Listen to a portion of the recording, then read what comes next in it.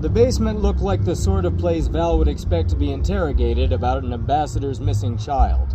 It suddenly did not behoove her to be tied to a chair inside of it. She said. On second thought, action! Kyle shouted and grabbed her.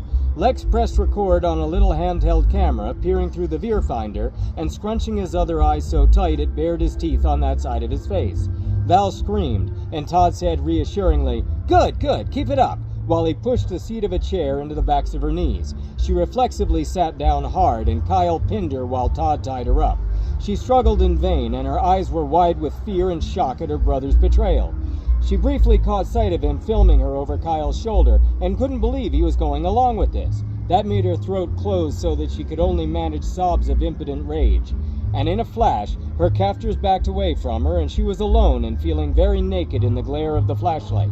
It made the tears glisten on her cheeks and in her wide brown eyes, and she could barely see the giant cue card someone held up. The image blurred and her heart pounded. Help me! She screamed. Read what it says! Someone growled. Help me, somebody! Read it!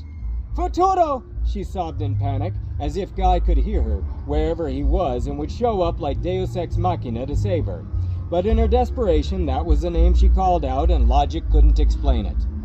Come on, darling, read the words, Lex said, leaning in to get a lecherous close-up of her fear. That somehow broke the spell, and she gasped, sniffled, and squinted at the sign. Please?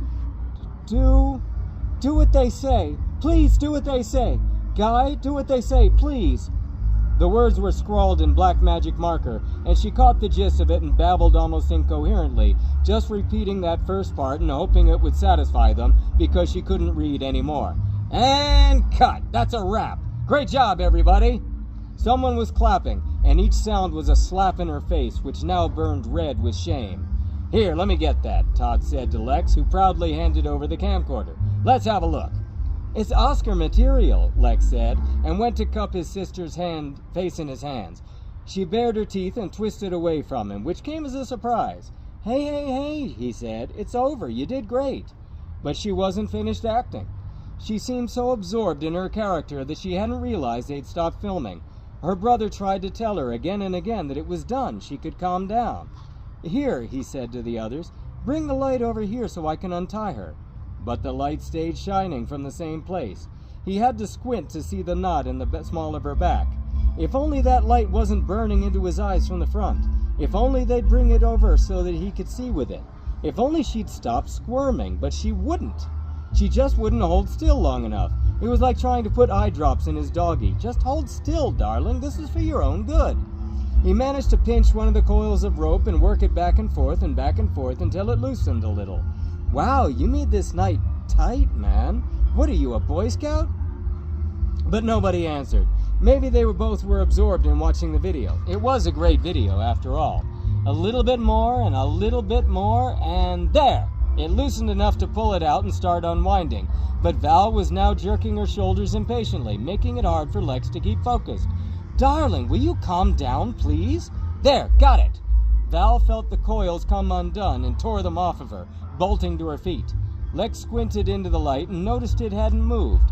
He stepped off to one side and blinked away the purple blotches that stained his vision, and when he could see again, he saw that they were alone.